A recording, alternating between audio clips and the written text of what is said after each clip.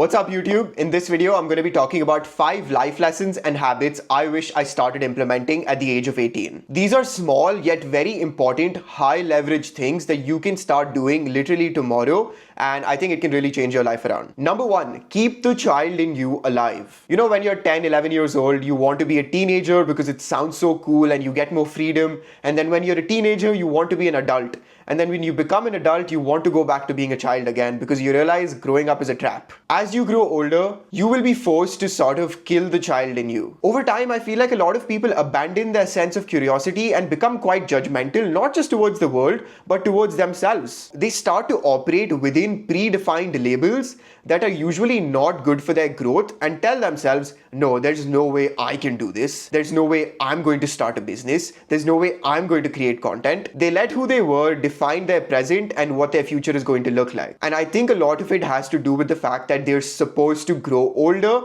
and be an adult and do all of these adulty things. But over the last year, if there's something I've realized is that we can never kill the child in us. In fact, we must do the best we can to keep it alive. The child in me is curious. The child in me wants to record videos and post it on YouTube. The child in me has so many questions and is not filled with any sort of judgment. The child in me loves playing. He loves sports. He loves to just create things. And once I started to tap back into my childlike curiosity, into who I used to be as a child, a lot of things changed for me. I started creating more content. I started reaching more people. I just became happier as a person. I'm sure as a child, you had passions and interests too that you've let go of because now you're in university, you're supposed to be an adult and apply for real jobs. And yes, I know you should be doing that, obviously, but let's keep the child in you alive. It might not pay off today, it might not pay off tomorrow, but I promise you, if you keep that childlike energy, that inquisitiveness, that childlike happiness,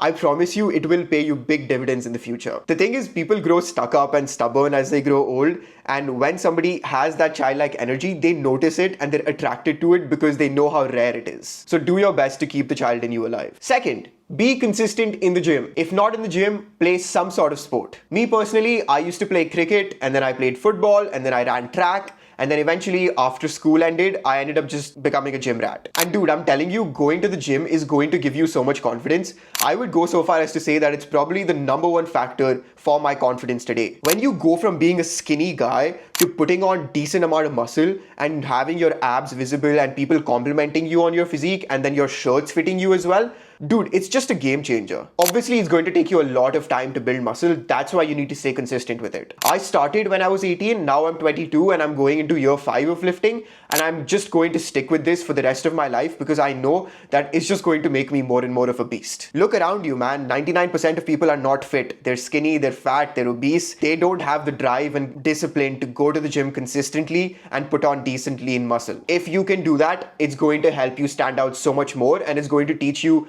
100 life lessons. Discipline, consistency, burnout, pushing past your failure, eating right, sleeping right, drinking water. All of those things you can learn just by going to the gym consistently. Go to the gym at 18, become a beast over your university years, continue to become more of a beast, and by the time you're 25, 26, you're going to be unstoppable. At least that's the plan. The third life lesson I have for you is you need to give yourself mini purposes for your day. Here's the thing. The world is chaotic. You can feel purposeless and lost a lot of the time, especially when you don't have a grand goal to run towards.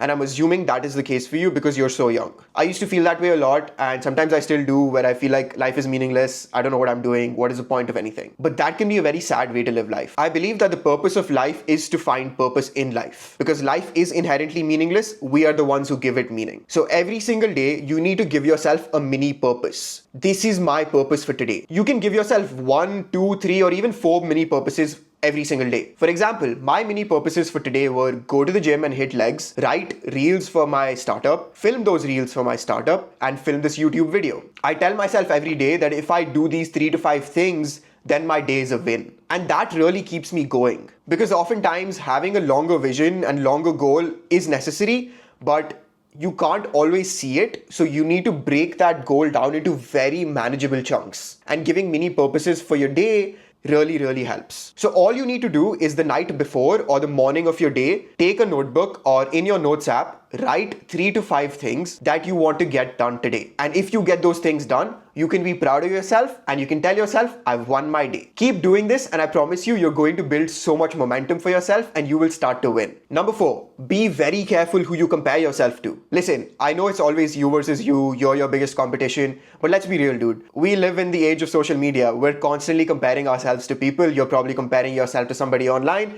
who is so much better than you, so much richer than you, blah, blah, blah. And honestly, I think it's okay to compare yourself, but compare yourself to people who are the closest to your goals, not the closest to you. So if you want to be a bodybuilder, then you should compare yourself to bodybuilders who've done it and gone through the process. If you want to be a businessman, you should compare yourself to people who've built businesses. But you got to make sure that they're the right role model for you, that they have the right values, that they're people of integrity and character. And if I'm being honest with you, I don't think there are a lot of people like that, and we need more role models. So if you don't find a role model suitable for you, be one. At least that's what I'm trying to do. Anyway, that's beside the point. The reason you need to be careful about who you compare yourself to is because subconsciously you're going to want to do things that they are doing. So make sure you have role models that are going to help you grow, not people who are going to hold you back. And the last point is be nice to everyone, but do not take shit from anyone. Being nice to everyone doesn't mean that you have to be a people pleaser. There will be a lot of people who will try to take advantage of you, who will try to make you do things simply because you're the nice guy. They will subtly disrespect you, put you down for dreaming big,